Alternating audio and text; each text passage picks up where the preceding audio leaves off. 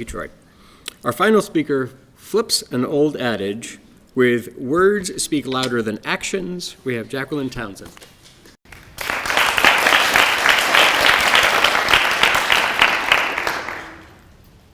I remember the first time I heard it, the first time I felt it.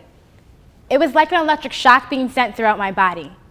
It was like I was seeing, no, hearing the world for the first time.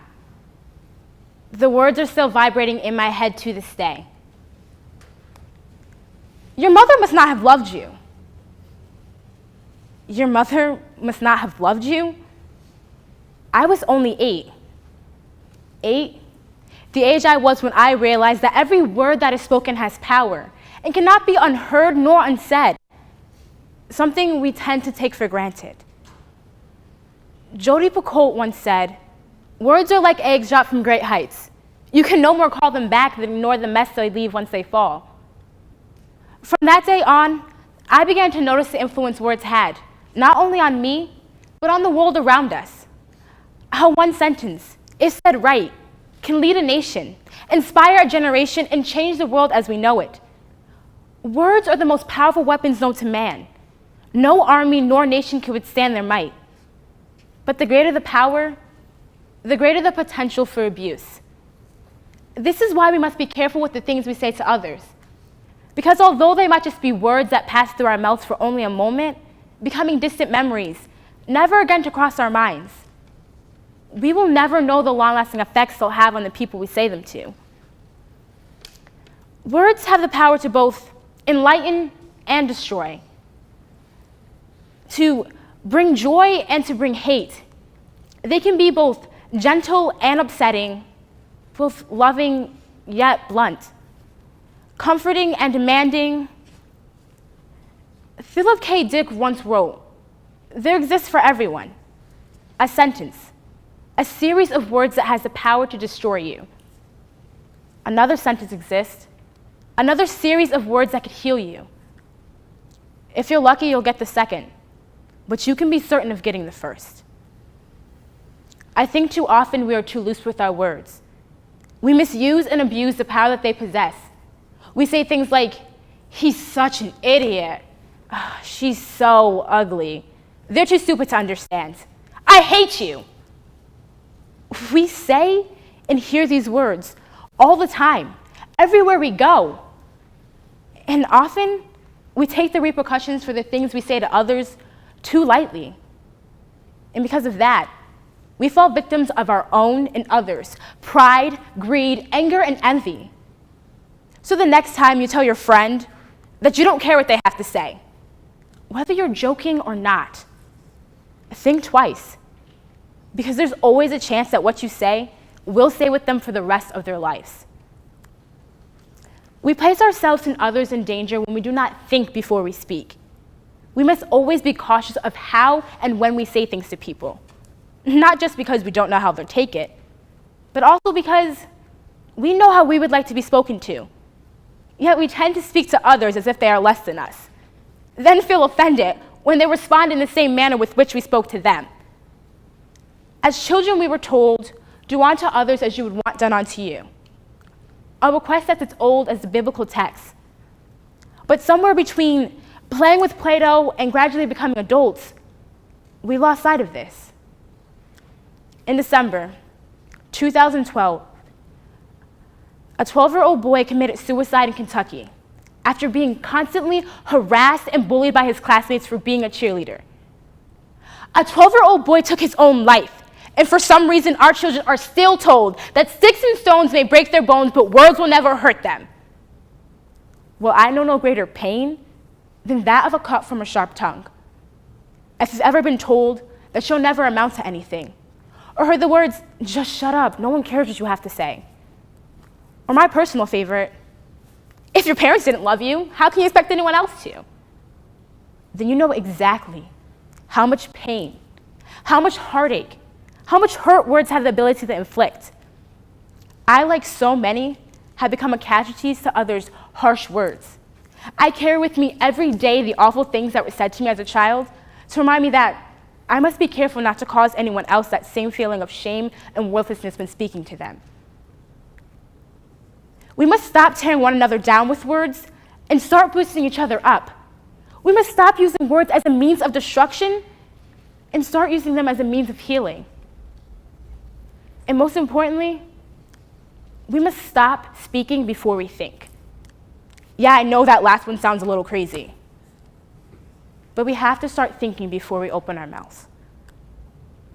Now, I know it sounds like I'm only focusing on the negative effects of words, but words are very much like a double-edged sword. Just as they can cause pain, they can also create beauty. Perhaps the greatest beauty in the world is that of spoken word. Maya Angelou once said, "Words mean more than what is set down on paper. It takes human voice to infuse them with shades of deeper meaning." I have never believed in something so deeply. When I was 8, I hated words. I hated how they can make me feel completely and utterly useless. I hated how they could bring me to tears. I hated that they can make me feel anything at all. But little did I know that it would be those exact reasons that I'd fall in love with them. We live in and breathe out words. They're the fundamentals of our world. They're the building blocks of our nation. They're what make great leaders great. Words are structure in life. They are love and beauty. They are what keep our earth spinning and our hearts beating. They are what fuel the fire of life and ignite the flames of change.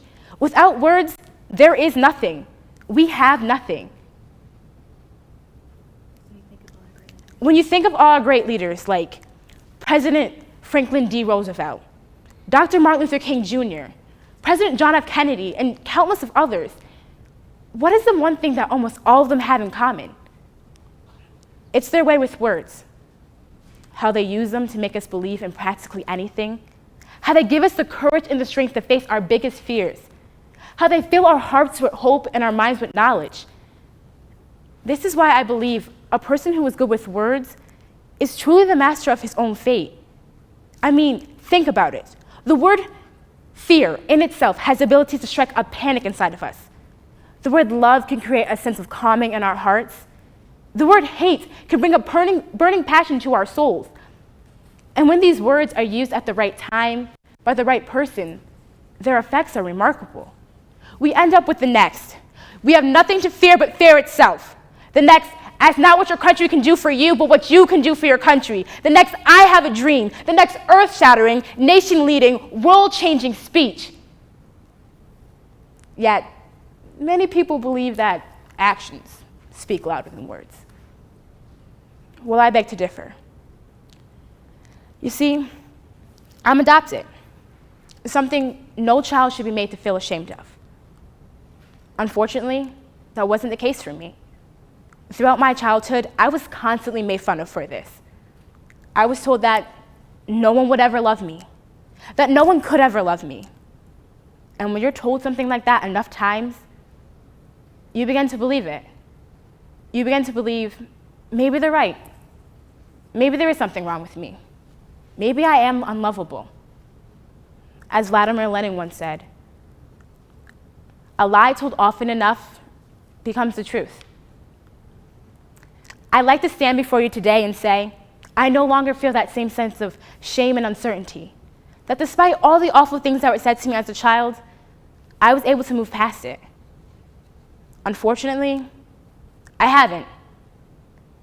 There's still a piece of me who believes that she is unlovable, that she is unwanted and damaged. And despite the people who might protest those statements, they will always be a part of me. Words are powerful tools.